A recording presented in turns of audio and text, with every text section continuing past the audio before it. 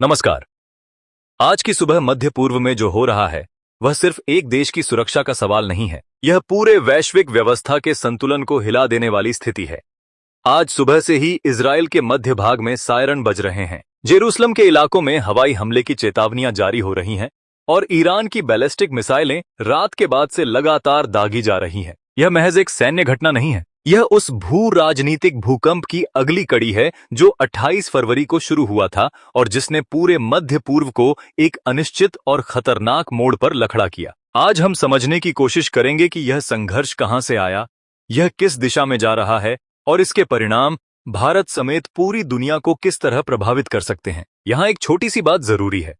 अगर आप इस तरह के तथ्यात्मक और रिसर्च आधारित विश्लेषण को जरूरी मानते हैं तो वीडियो को लाइक जरूर कीजिए, चैनल को सब्सक्राइब करके जुड़िए ताकि ऐसी ही जमीनी और वैश्विक खबरें आप तक नियमित पहुंचती रहे। और अगर आपको लगता है कि यह जानकारी दूसरों तक भी पहुंचना चाहिए तो वीडियो को शेयर करना ना भूलें। तो पहले यह समझते हैं कि यह युद्ध शुरू कैसे हुआ, क्योंकि इसके बिना आज की तस्वीर अधूरी है। 2046 का यह संघर्ष 28 फरवरी को उस वक्त शुरू हुआ जब अमेरिका और इजराइल ने ईरान के कई शहरों और ठिकानों पर एक साथ हमले किए, जिसमें ईरान के सर्वोच्च नेता अली खामेनेई समेत कई शीर्ष अधिकारी मारे गए।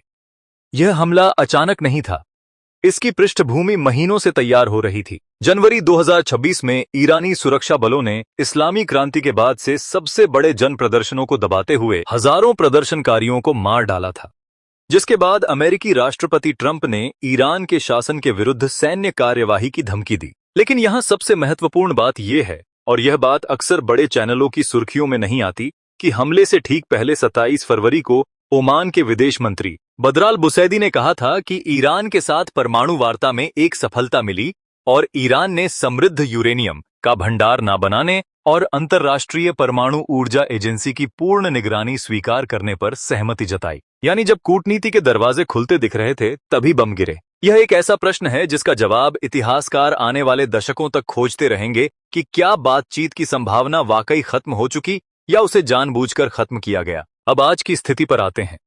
यह संघर्ष अब अपने 18वें दिन में प्रवेश कर चुका है। जून 2025 के हमलों के विपरीत, जिन्हें ट्रंप ने सीमित बताया था, इस बार का संघर्ष कम से कम 1 दर्जन देशों तक फैल चुका है। हॉर्मुज जलमरु मध्य दुनिया की सबसे महत्वपूर्ण तेल धमनी बंद हो चुकी है और 200-300 से अधिक लोग अपनी जान गंवा के आज सुबह इजराइल पर जो हमले हुए वे ईरान के लगातार जवाबी हमलों का हिस्सा हैं। आज रात से अब तक ईरान की ओर से यह 7वां बैलिस्टिक मिसाइल हमला है।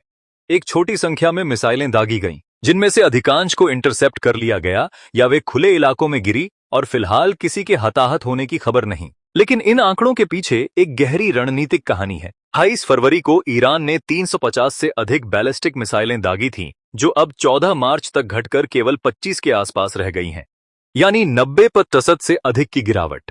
ड्रोन हमलों में भी पहले दिन के 800 से अधिक की तुलना में 15वें दिन केवल 75 बचे थे। इसका मतलब क्या है? इसका मतलब यह है कि ईरान की मार क्षमता धीरे धीरे कमजोर हो रही है। अमेरिका अब गैर स्टील भी एक बमवर्षक विमान ईरानी हवाई क्षेत्र में उड़ा रहा है। यह एक ऐसा निर्णय है जो हवाई वर्चस्व में लगभग पूर्ण आत्मविश्वास को दर्शाता है।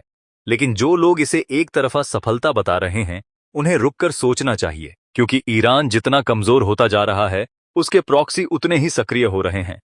हिजबुल्ला उत्तरी इजराइल पर हमले फिर से शुरू कर चुका है। इराकी मिलिशिया अमेरिकी ठिकानों को निशाना बना रहे हैं। दुबई के अंतर्राष्ट्रीय हवाई अड्डे के पास एक ईंधन टैंक में आग लगी है, जिसे ड्रोन संबंधित घटना बताया जा रहा है। यह देखना जरूरी है कि यह संघर्ष अब सिर्फ इजराइल और ईरान के बीच नहीं है, यह पूरे खाड़ी क्षेत्र की स्थिरता को प्रश्न चिन्ह के कटघरे में खड़ा कर रहा है। अब इजराइल के भीतर क्या हो रहा है यह भी समझना जरूरी है। इजराइल के प्रधानमंत्री नेतन्याहू ने एक वीडियो संदेश में कहा है कि ईरानी अधिकारी अली लारजानी की हत्या ईरान के शासन को अस्थिर करने के लक्ष्य का हिस्सा है, ताकि ईरानी जनता को अपना भविष्य खुद तय करने का अवसर मिले। यह एक बेहद महत्वपूर्ण बयान है, इसे ध्यान से पढ़।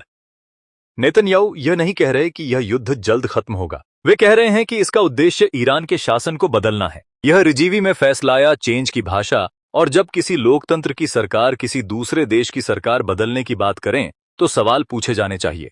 इस युद्ध के पीछे परमाणु कार्यक्रम का सवाल सबसे बड़ा था। ईरान 2046 की शुरुआत में 60% शुद्धता तक समृद्ध 440 किलोग्राम यूरेनियम के साथ था, जो कई परमाणु हथियार बनाने के लिए पर्याप्त था। जून 2025 के हमलों से पहले अमेरिकी खुफिया आकलन के मुताबिक तेहरान एक परमाणु बम के लिए पर्याप्त यूरेनियम समृद्ध करने से महज 2 सप्ताह दूर था। यह एक वास्तविक खतरा था।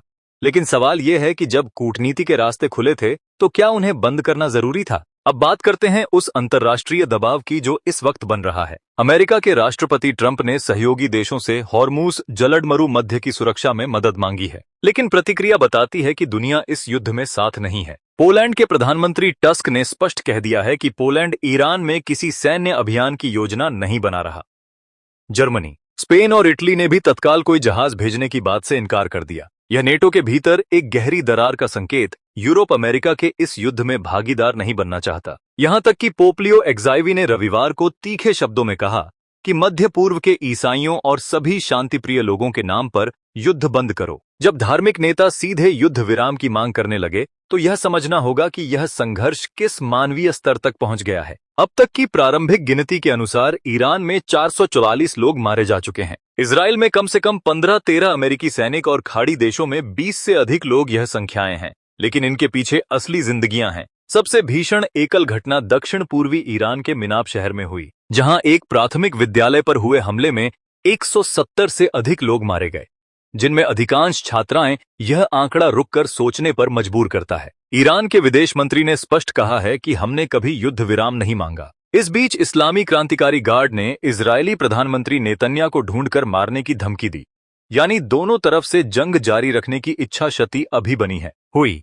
इस युद्ध में थकान का कोई संकेत फिलहाल नहीं दिखा। ईरान के सर्वोच्च नेता के मारे जाने के बाद संविधान के अनुसार एक अंतरिम नेतृत्व परिषद बनाई गई और 8 मार्च को मोजदबा खामेनेई को नए सर्वोच्च नेता के रूप में चुना गया। यह एक ऐसा घटनाक्रम है जो बताता है कि ईरान अंदर से कितना हिल गया है, लेकिन राज्य अभी भी खड़ा है। खामेनेई के मारे जाने के बाद कुछ विश्लेषकों ने कहा था कि ईरान टूट जाए, लेकिन जब भी कोई बाहरी हमला होता है, राष्ट्रीय एकजुटता भी उभरती है। इतिहास इसका गवाह है।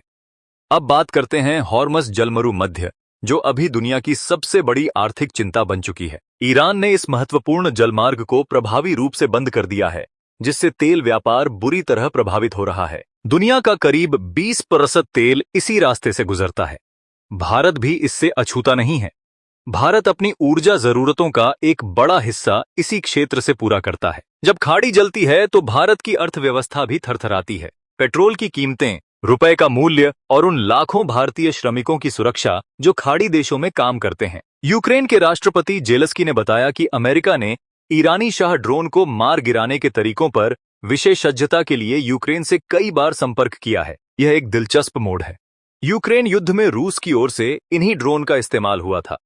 अब वही ड्रोन खाड़ी में अमेरिकी ठिकानों और जहाजों को निशाना बना रहे हैं। यह ईरानी सैन्य तकनीक की उस फैलती हुई कहानी का हिस्सा है जिसे नजरअंदाज नहीं किया जा सका।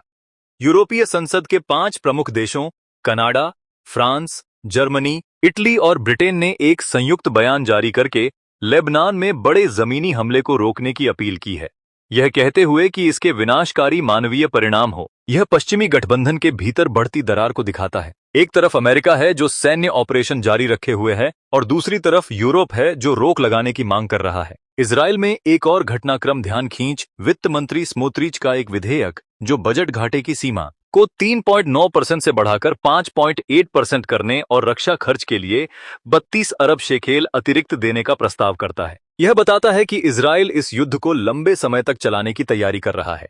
यह युद्ध सप्ताहों में नहीं बल्कि महीनों के हिसाब से सोचा जा रहा है। ट्रंप ने कहा है कि कई देश इस युद्ध में शामिल होने को तैयार हैं, लेकिन साथ ही यह भी कहा कि यह जल्द खत्म होगा। शायद इस हफ्ते नहीं, लेकिन दुनिया बहुत ज्यादा सुरक्षित है। यह आशावाद और अनिश्चितता का एक अजीब मिश्रण है। जल्द खत्म होगा, यह वाक्यांश बहुत परिचित लगता है। अफगानिस्तान में भी यही कहा गया था, इराक में भी, लीबिया में भी। इस पूरे घटनाक्रम में एक बात जो भारत के नजरिए से महत्वपूर्ण है, वह है इस युद्ध का कूटनीतिक प्रभाव। भारत के करोड़ों लोग खाड़ी देशों में काम करते हैं। भारत ईरान के साथ भी ऐतिहासिक संबंध बनाए हुए हैं।